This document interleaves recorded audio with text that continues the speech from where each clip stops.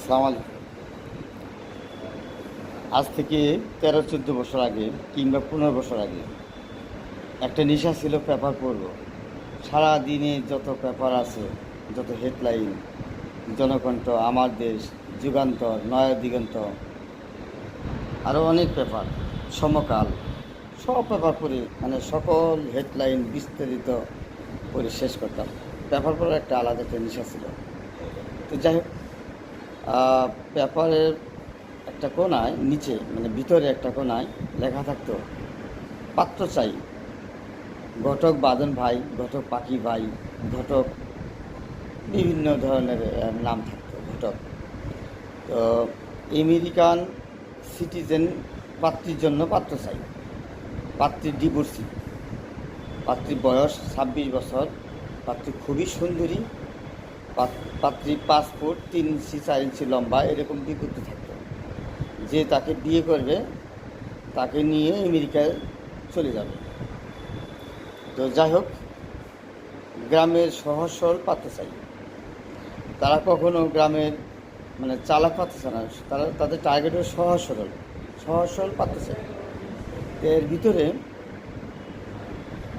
একটা ছেলে এই বিজ্ঞাপনে আসক্ত হইয়া মানে আকৃষ্ট হইয়া সে ঢাকাতে যে ওখানে ফোন নাম্বার দেওয়া আছে, ওই ফোন নাম্বারে সে ফোন করে যে ভাই আমি তো আসছি, এখন কি করব।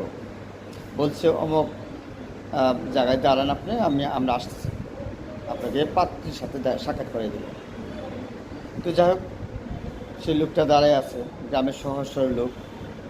তো ওর একটা কালো গ্লাসওয়ালা একটা মাইক্রো নিয়ে গেছে 3-4 জন লোক, যাওয়ার পর বলছে যে চলেন পাত্রীর কাছে নিয়ে যাব, আপনার গাড়িতে উঠুন। তো গ্রামের সহজ সরল লোক গাড়িতে উঠছে। উঠার পরে তার মুখে এবং চোখে কস্টিপ লাগাই দিছে। সে কিছু দেখতেও পারতেছে না, কিছু বলতেও পারতেছে না। তো এমন একটা বিল্ডিংয়ে নিয়ে গেছে, নিয়ে যাওয়ার পর তার চোখে বাধা খুলে দিছে। সে কোথায় যাচ্ছে সে নিজেও জানে না। পরে একটা পর্যায়ে সিন্ডিকেট চক্র তার সেখানে এসে তারা একটা কিডনি নিয়ে নিছে এবং আরও গুরুত্বপূর্ণ যাদের নেওয়া দরকার যেটি সম্ভব সেটা দিছে। নেওয়ার পরে আবার চোখ বেঁধে মুখে কষ্টি লাগিয়ে অসুস্থ অবস্থায় একটা ফাঁকা জায়গায় রাত্রিবেলা রেখে গেছে। পরে সে পড়ে আছে অসুস্থ অবস্থায়। এক সাংবাদিক জিজ্ঞেস করছে যে কী অবস্থা, বলছে যে ভাই আমার তো অবস্থা খুব খারাপ, এইভাবে প্রতারিত হয়েছে। বলছে যে কোথায় হয়েছেন বলেন।